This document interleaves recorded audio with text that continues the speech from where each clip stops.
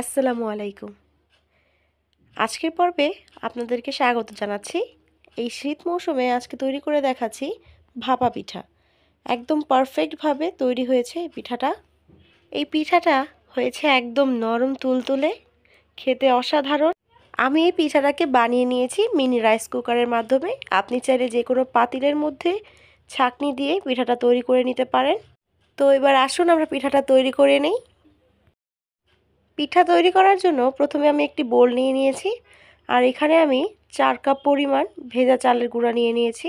এখানে আতপ চাল আর সেদ্ধ চাল একসাথে গুঁড়ো করা আছে।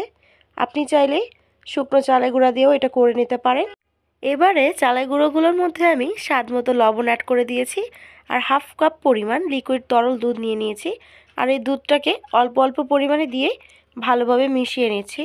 পুরোটা একবারে দিচ্ছি না, এটা অল্প অল্প করে দিচ্ছি, আর খুব ভালোভাবে ডলে ডলে মিশিয়ে নিচ্ছি। চালের গুঁড়াগুলো ভালোভাবে মেখে নেওয়া হয়েছে কিনা বোঝার জন্য চালের গুঁড়াগুলোকে আমি একটু মোট করে নিয়েছি। যদি মোট করা যায় তাহলে বুঝে নিতে হবে যে ভালোভাবে মেখে নেওয়া হয়ে গেছে।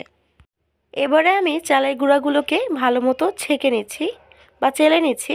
এটা কিন্তু সবচেয়ে ইম্পর্ট্যান্ট একটা পার্ট, এটাকে অবশ্যই স্কিপ করা যাবে না। এই কাজটা খুব ভালোভাবে করে নিতে হবে।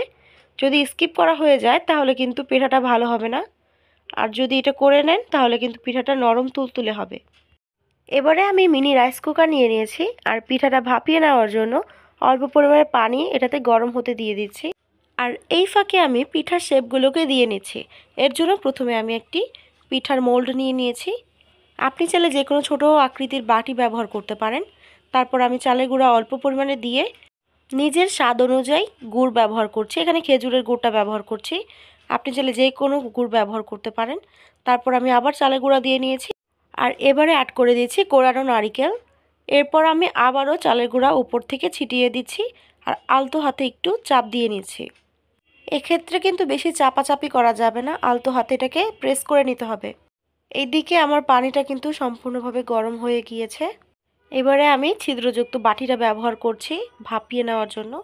এবারে আমি সুতি নরম কাপড়ের মধ্যে পিঠাটাকে পেঁচিয়ে নিচ্ছি। এক্ষেত্রে চেষ্টা করবেন সাদা রঙের কাপড় নিয়ে নেওয়ার জন্য। এবারে পিঠাটাকে ভাপিয়ে নিতে হবে, তাই আমি বাটিটার মধ্যে পিঠাটা দিয়ে দিয়েছি, আর মোলটাকে হালকাভাবে একটু বাড়ি দিয়ে এটাকে তুলে নিচ্ছি, আর ভালোভাবে পিঠাটাকে কাপড়টা দিয়ে ঢেকে দিচ্ছি। এখানে আমার পিঠাটা বানিয়ে নিতে 5 থেকে 6 মিনিট সময় লেগেছে। আর আপনি যদি পাতিলের মধ্যে বানিয়ে নেন তাহলে 2 থেকে 3 মিনিট আরও বেশি সময় লাগতে পারে। এবারে আমি চেক করে নিচ্ছি যে আমার পিঠাটা কি সম্পূর্ণভাবে সেদ্ধ হয়েছে কিনা।